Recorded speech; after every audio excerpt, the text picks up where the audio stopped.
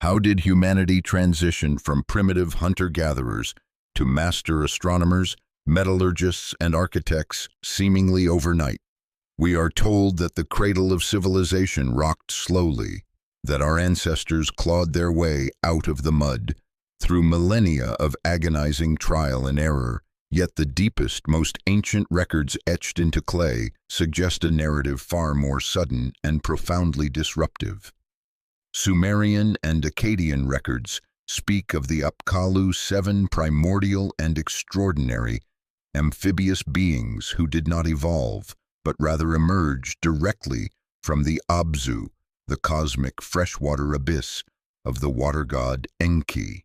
Imagine the dark, fluid underwater visuals of a primordial gulf morphing seamlessly into a precise mathematical map of the night sky, accompanied by a low-frequency hum of ancient machinery as these entities arrive to instruct a primitive humanity in the foundational arts of civilization. They carried with them a sheer volume of technical, astronomical, and societal blueprints that presents a complex historiographical challenge to this very day. The narrative of these antediluvian sages represents one of the most profound and polarizing subjects in the study of human antiquity, forcing us to ask if our ancestors discovered the building blocks of society or if they were handed to them. By the end of this journey, you will see undeniable proof that the knowledge of these sages was never lost, but instead survived a cataclysmic great flood to fuel the secret Renaissance occult underground, leaving physical scars in underwater ruins that we can still observe today. But that profound revelation is buried beneath layers of academic friction and literal earth. To truly understand the Apkallu, we must first dismantle the prevailing interpretations that seek to sanitize them, navigating the fierce divide between orthodox Assyriology and the expansive claims of alternative historical paradigms. Orthodox Assyriology and Near Eastern archaeology view the Apkallu not as literal physical entities, but as highly sophisticated literary devices and mythological culture heroes invented to legitimize the origins of Mesopotamian civilization and kingship. Since the 19th century decipherment of cuneiform by figures like George Smith, mainstream academia has interpreted the textual and archaeological evidence strictly through the lens of gradual socio-cultural evolution, systematically categorizing these myths as mere ideological constructs. By the Neo-Assyrian period, the status of the Apkallu had been transformed. They became protective deities and apotropaic spirits. Their likenesses, routinely depicted as winged figures or towering humans wearing elaborate fish-skin cloaks, were buried deep under the floors of palaces or carved into massive stone reliefs, flanking throne rooms to ward off demonic forces and spiritual contamination. Conversely, alternative researchers interpret the exact same cuneiform texts and archaeological data through a radically different lens, positing that the Apkallu represent literal historical actors from a highly advanced civilization. Some championing the lost Ice Age civilization model, popularized by Graham Hancock, suggest these sages were not aliens, but elite human refugees, scientists, astronomers, and engineers navigating the globe in the wake of a global disaster often associated with the Younger Dryas impact to restart civilization among surviving hunter-gatherer populations. They attempt to explain the sudden appearance of monumental megalithic architecture and shared cosmological myths as the work of literal bringers of dawn possessing mapping capabilities that point to an antiquity far exceeding conventional timelines. However, beneath the noise of mainstream skepticism and alternative speculation lies a silent, undeniable mystery zone composed of genuine archaeological anomalies that conventional historical models struggle to fully synthesize without resorting to theories of exceptional, unprecedented indigenous leaps. The epicenter of this physical mystery and our first genuine historical anomaly lies buried in the scorching sands of Eridu, regarded in Sumerian tradition as the very first city and the seat of the preeminent sage, Adapa.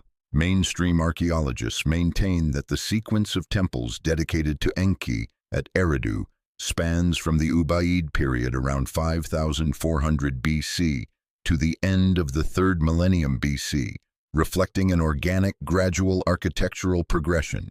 They point to a stratigraphy that begins with a simple, small, one-room shrine built of mud brick and slowly culminates over generations of iterative improvement upon the exact same sacred footprint into massive, imposing ziggurats. But when archaeologists dug into Eridu's Temple 7, they uncovered something that shatters the illusion of slow, primitive development, the presence of advanced thermodynamics in extreme antiquity. Excavations revealed specialized baking facilities and massive large-scale bread ovens that feature incredibly complex architectural channels designed specifically for collecting and redirecting intense heat. This design optimized thermal efficiency in ways that seem highly anachronistic and impossibly advanced for the period. Furthermore, chemical analyses of the microscopic residues found within these ancient heat-scarred chambers indicate the use of specific grain varieties and additives that would require centralized, highly sophisticated agricultural processing and deep botanical knowledge. This physical smoking gun evidence perfectly aligns with the surviving cuneiform texts, which specifically attribute the mastery of bread-making, fermentation, and the complex properties of plants directly to the teachings of the sage Adapa. The blistering heat of those ancient ovens proves that the leap in human capability was sudden and deliberate, setting the stage for even more dangerous and powerful technologies to emerge from the abyss. The blistering heat of the ancient ovens at Eridu was merely a prelude, a quiet spark preceding an explosion of technological advancement. The next anomaly bursts from the archaeological record with the blinding flash of liquid metal. The early dynastic period presents a sudden, widespread appearance of complex bronze working and highly sophisticated lost wax casting techniques. Imagine the suffocating heat of the ancient foundries, the air thick with the acrid metallic smoke of smelted copper extracted from systematic, grueling mining operations deep within the treacherous Zagros Mountains. To orchestrate this kind of industry, early societies would have needed an impossibly advanced understanding of invisible ore properties, precise smelting temperatures, and the exact, unforgiving ratios of alloys required to forge durable bronze. These are capabilities that completely shatter the conventional developmental curve of early Mesopotamian societies, which lacked local access to these raw materials. The ancient cuneiform texts do not attribute this miraculous leap to generations of trial and error. They explicitly state that the sage Uanduga descended to introduce these exact metallurgical and tool-making techniques directly to humanity. Alongside the forging of metal came the forging of the mind itself. Precocious mathematical and astronomical orientations suddenly manifest out of nowhere. Old Babylonian tablets derived from much earlier Sumerian sources demonstrate an advanced, almost terrifying grasp of celestial mechanics, including precise eclipse prediction, planetary tracking, and the formulation of the Pythagorean theorem centuries before Pythagoras was even born. The sudden widespread implementation of the base 60 sexagesimal system, the very same mathematics we still use today to measure time and the angles of a circle, points to a highly organized, centralized transmission of scientific knowledge established by the sage Enmoda. But how was this vast, complex curriculum of metallurgy, agriculture, and cosmic geometry stored and transmitted across generations? The ancient texts frequently whisper of the tablets of destiny, items of immense, terrifying power recovered by post-flood rulers to rebuild a shattered world. These tablets did not contain vague, ethereal, magical incantations. They held the fundamental divine decrees, the literal algorithmic source code for every conceivable aspect of human society and technology. Whoever possessed these physical tablets wielded absolute, unchallengeable authority over the universe, holding the blueprints for kingship, warfare, metallurgy, and the psychological states necessary to run an empire. And it was the lust for this very source code, this divine architecture, that birthed the most infamous tyrants of the ancient world. The cataclysmic cleansing of the earth did not erase the antediluvian blueprints from the earth, but rather violently fractured them, scattering the algorithmic source code of civilization like shattered glass across the ancient world. Centuries after the Great Flood, the traumatized descendants of the survivors found themselves once again in the shadow of impossible architecture. During the Babylonian exile, Jewish scribes sat weeping by the murky rivers of Babylon, utterly dwarfed by the colossal, blue-glazed brickwork of the Ishtar Gate and the towering, suffocating presence of the newly restored ziggurats. They were a conquered people forced to listen as Babylonian priests proudly chanted the names of the Apkallu, attributing their unrivaled mastery of mathematics, astronomy, and urban superiority to these divine amphibious sages. Confronted with this overwhelming cultural and intellectual dominance, the Jewish writers realized they could not simply deny the existence of this profound ancient knowledge, for the blinding astronomical charts and the unbreakable bronze weapons of their captors were undeniably real. Instead, they executed one of the most brilliant and devastating theological maneuvers in human history, a deliberate, highly sophisticated polemical inversion that would forever alter the spiritual landscape of the world. They took the revered divine instructors of Babylon and radically demonized them, transforming the benevolent Apkallu into the rebellious, terrifying fallen angels of Israel, known as the Watchers. In the apocryphal Book of Enoch, the descent of these beings is not framed as a noble civilizing mission, but as a horrific corruption of the natural order and a catastrophic violation of divine boundaries. Imagine the summit of Mount Hermon, jagged and freezing, suddenly illuminated by the blinding, unnatural descent of 200 celestial entities, their eyes burning with forbidden knowledge and illicit desire. The ancient texts map the specific knowledge domains of the Babylonian sages directly onto these fallen angels with undeniable precision. In Mesopotamian lore, the sage Uanduga was venerated for introducing the miracle of metallurgy and tool-making, but in the Enochian inversion he becomes the terrifying demon Azazel. Azazel did not just teach men to smelt ore. He introduced the cold, heavy, and horrific reality of warfare, teaching humanity how to forge swords that would drip with their brothers' blood, how to craft heavy shields and breastplates, and how to paint their faces with the toxic vanities of the earth. Similarly, the Apkallu, who were honored for their profound botanical knowledge and pharmaceutical healing, were transformed into the Watcher Semjaza and his dark cohorts. Semjaza taught the desperate primitive humans the cutting of roots, the whispering of charms, and the binding of spells, twisting the ancient medical sciences of the antediluvian world into illicit black magic. This unnatural transmission of forbidden knowledge, coupled with the Watchers physically mating with human women, birthed the Nephilim, towering ravenous giants who devoured the resources of the earth and whose very existence triggered the agonizing necessary cleansing of the Great Flood. But the echoes of this primordial transmission were not confined to the Middle East. They reverberated simultaneously across completely disparate corners of the globe, leaving an identical structural blueprint in their wake. If you travel eastward from the ashes of Babylon to the lush, humid valleys of ancient India, the ancient Vedic texts reveal the exact same narrative, playing out under a different sky. They speak of the Saptarishi, 7 primordial semi-divine seers, who descended from the celestial realms to instruct a bewildered humanity, eventually being immortalized in the night sky as the constellation of Ursa Major. The domains of these Indian sages mirror the Mesopotamian Apkallu with a precision that defies mere coincidence.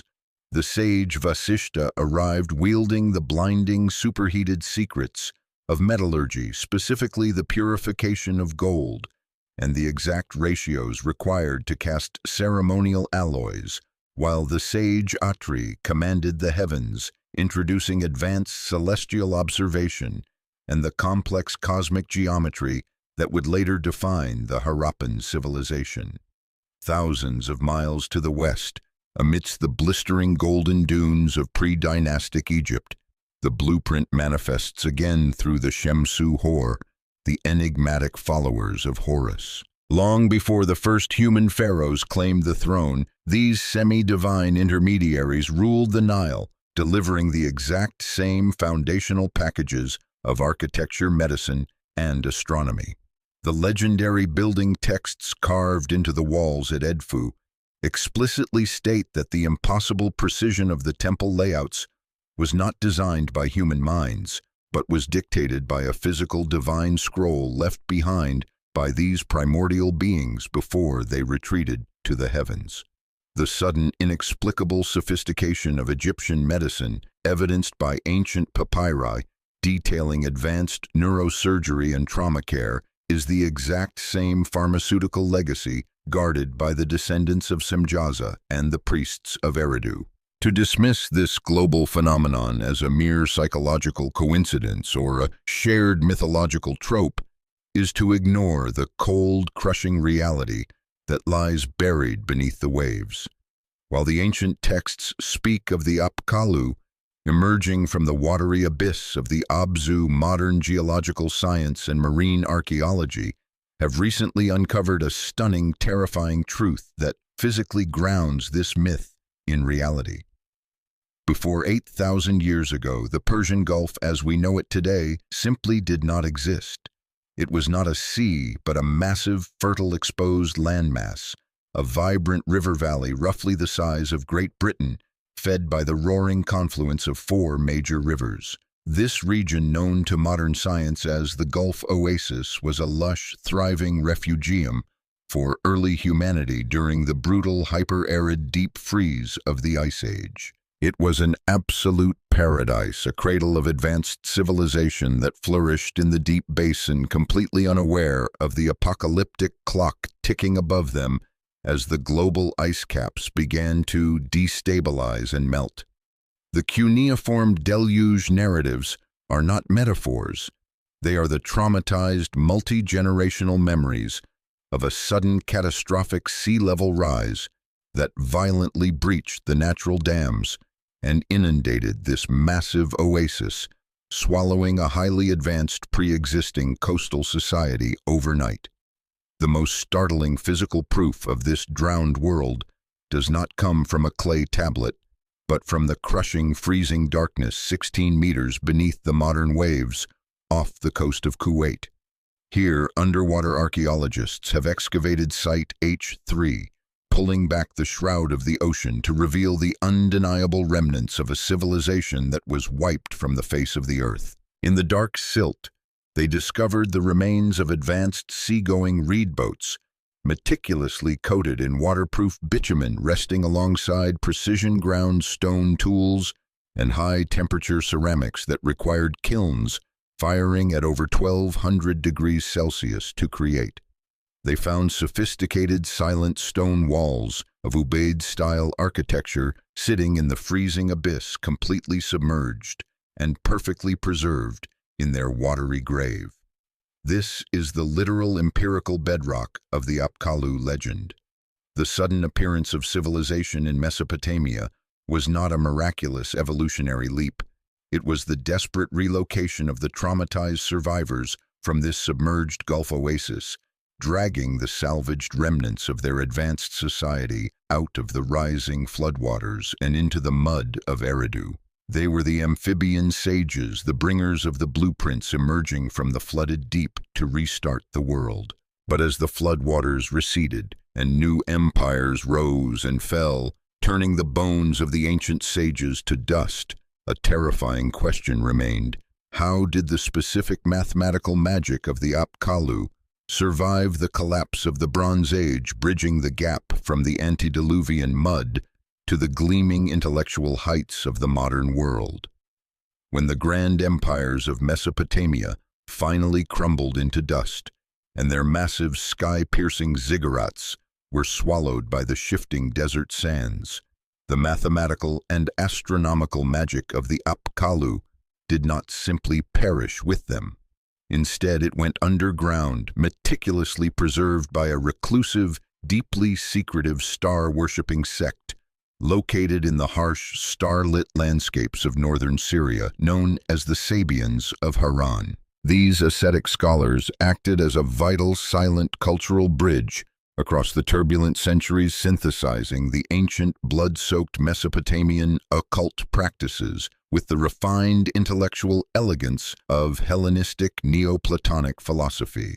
Imagine the dimly lit, freezing scriptoriums where the ancient, terrifying algorithms of the antediluvian sages were carefully transcribed by flickering candlelight, their original raw power masked beneath heavy layers of philosophical theory. By the 11th century, this carefully guarded, highly dangerous knowledge was finally compiled into a massive encyclopedic Arabic grimoire known to the hidden world as the Gayat al-Hakim, or the Aim of the Wise. But the true explosion of this ancient matrix occurred in the mid-13th century when Alfonso X of Castile ordered this monumental forbidden text to be translated into Latin, unleashing it upon the unsuspecting Western world under a new legendary title, the Picatrix. This was not a book of primitive fairy tales. It was a 400-page operational manual for reality itself, detailing exactly how to harness the crushing invisible powers of the planets through talismanic magic, sympathetic rituals, and planetary invocations drawn directly from the submerged temple schools of Eridu. During the European Renaissance, an era we blindly celebrate as the dawn of pure reason and scientific enlightenment, this dark ancient text became the secret, highly sought-after obsession of Europe's greatest humanists and intellectuals.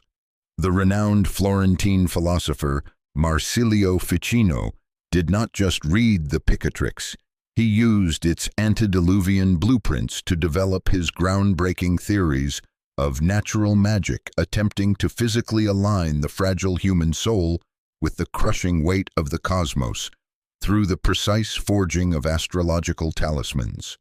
His brilliant contemporary Giovanni Pico della Mirandola pushed the boundaries even further into the dangerous unknown, fusing the astral magic of the Apkallu with Jewish Kabbalah to formulate a potent reality-bending system of Kabbalist magic. This unbroken chain of transmission proves a terrifying historical reality. The very incantations, the complex astrological tracking methods, and the concepts of divine intervention originally taught by amphibious beings at the dawn of time directly fueled the Renaissance occult and scientific revival. The magic of the ancient Near East was never lost, defeated, or outgrown. It was simply translated, codified, and weaponized to bridge the gap from the traumatized antediluvian mud of the Persian Gulf directly to the polished marble halls of 15th century Florence. Whether you believe the Apkallu were extraterrestrial engineers, elite human survivors of an apocalyptic ice age cataclysm, or brilliantly mythologized historical geniuses, the thermodynamic, mathematical, and architectural knowledge they represented was undeniably real, and it permanently rewired the human species. If the source code of civilization was handed down to us thousands of years ago, we must ask ourselves what happens when humanity finally decodes it all. But here is the haunting realization that modern history has desperately tried to hide from you. We are taught to view the evolution of humanity as a triumph of the light, a gradual heroic awakening from the dark superstitious mud into the gleaming sterile halls of modern science. Yet the supreme irony is that the very foundations of our enlightened world, our advanced thermodynamics, our celestial navigation, and the complex algorithms that power the screen you are staring at right now were not born from pure rational observation.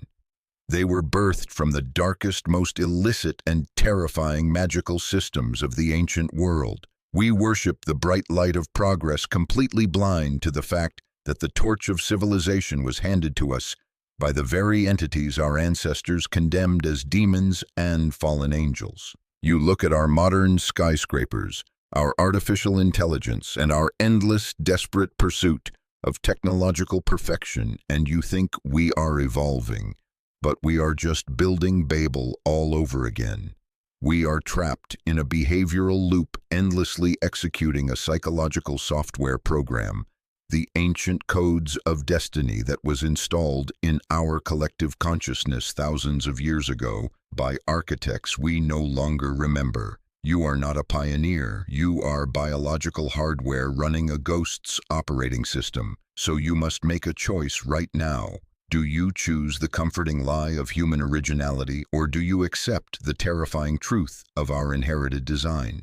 The water is rising again, and the next flood will not be made of rain, but of data, artificial consciousness, and the final decoding of the ancient matrix. Do not let the deluge catch you sleeping.